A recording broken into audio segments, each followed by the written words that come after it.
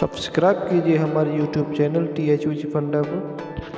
दोस्तों आज हम आपको दिखाएंगे कंप्रेसर की ओवरहोलिंग कैसे की जाती है, किन किन बातों का ध्यान रखना चाहिए और कैसे इसके पार्ट्स खोलते हैं, कैसे इसका ऑयल निकालते हैं, कैसे इसके पिस्टन खोलते हैं, कैसे इसका राउटर खोलते हैं, कैसे इसकी क्रैंकशाफ्ट खोलते हैं, कैसे इसकी बुश निकालते हैं।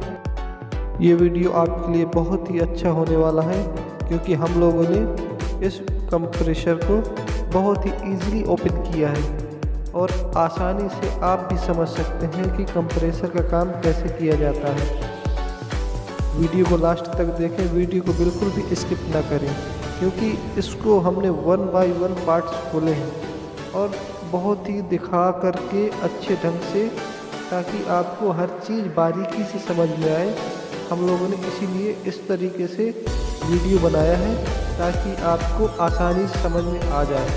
हमारा काम स्टार्ट हो गया है और हमारे टेक्नीशियन भी काम कर रहे हैं यहाँ पे। देखिए कैसे उसको उतारते हैं चेन पुलिंग से और कैसे इसके पार्ट्स खोलते हैं।